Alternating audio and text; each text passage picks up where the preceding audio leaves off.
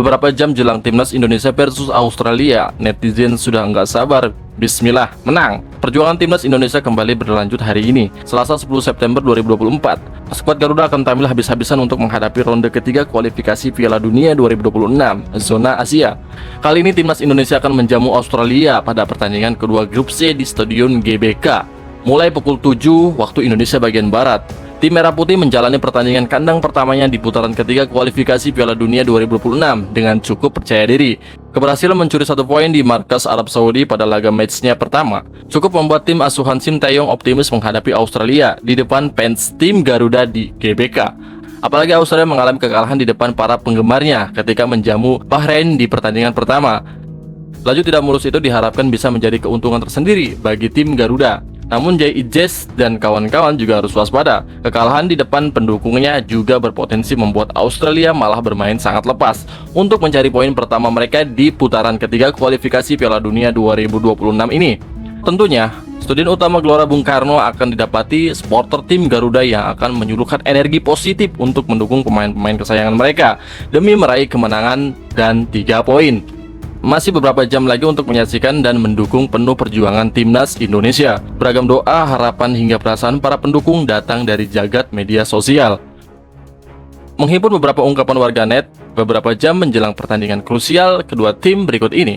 Untuk mengalahkan Australia, timnas Indonesia memiliki modal. Modal yang dimaksud adalah 9 pemain timnas Indonesia pernah mengalahkan timnas Australia U23 dengan skor 1-0 di fase grup Piala Asia U23 2024. Saat ini gol tunggal timnas Indonesia U23 diciptakan oleh Komang Teguh.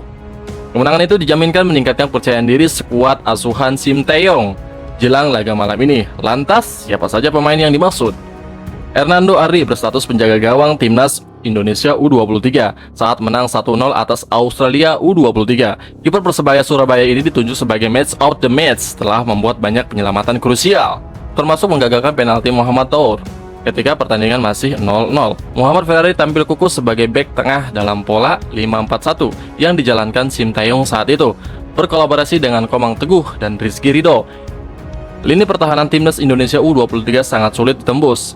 Pertama arahan bermain full dengan laga timnas Indonesia U23 versus Australia U23. Mentas sebagai fullback kiri, pertama arahan tampil militan sepanjang laga, baik saat menyerang maupun bertahan. Dari laga inilah awal mula Nathan dipercayakan sebagai gelandang sentral. Nathan muncul sebagai katalisator tim dan berperan besar dalam setiap serangan yang dibangun timnas Indonesia U23. Marcelino Ferdinand bahu-membahu bersama Nathan di lini tengah. Berkat kreativitas yang dimiliki, serangan timnas Indonesia jadi tidak monoton. Witan Sulaiman dikenal sebagai penyisir sisi pertahanan lawan, sulit menghentikan pemain yang satu ini saat dalam performa terbaik. Rizky Ridho muncul sebagai tembok pertahanan timnas Indonesia U23. Para pemain dan timnas Australia U23 kerap kali kebingungan ketika dikawal bek milik Persija Jakarta ini. Justin Haber yang belum lama tiba di Qatar saat itu, baru bermain di babak kedua. Ia baru saja masuk di menit 72 menggantikan Jim Kelly Stroyer. Di posisi puncak ada Rafael.